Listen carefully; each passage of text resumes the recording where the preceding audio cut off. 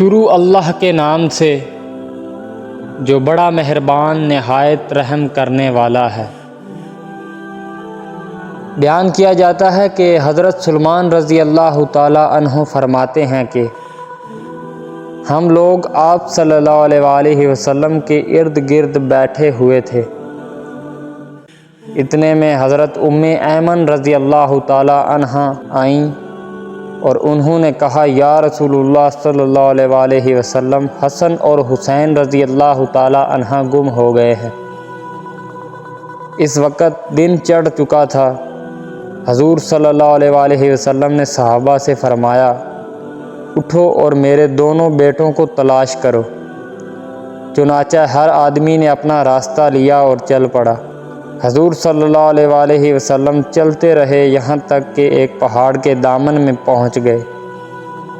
حضرت حسن اور حضرت حسین رضی اللہ تعالی عنہ ایک دوسرے سے چمٹے ہوئے کھڑے ہیں اور پاس ہی ایک کالا ناگ اپنی دم پر کھڑا ہے جس کے منہ سے آگ کی چنگاریاں نکل رہی ہیں۔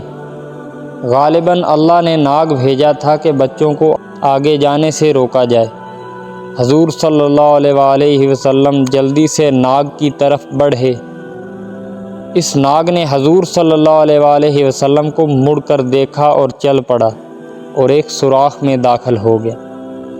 حضور صلی اللہ علیہ وآلہ وسلم ان دونوں کے پاس گئے اور دونوں کو ایک دوسرے سے جدا کیا اور دونوں کے چہرے پر ہاتھ پھیرا اور فرمایا میرے ماں باپ تم دونوں پر قربان ہوں، تم دونوں اللہ کے ہاں کتنے قابل احترام ہو۔ پھر ایک کو دائیں کندھے پر اور دوسرے کو بائیں کندھے پر بٹھا لیا۔ میں نے کہا تم دونوں کو خوشخبری ہو کہ تمہاری سواری بہت ہی عمدہ ہے۔ حضور صلی اللہ علیہ وآلہ وسلم نے فرمایا یہ دونوں بہت عمدہ سوار ہیں، ان کے والدین دونوں سے بہتر ہیں۔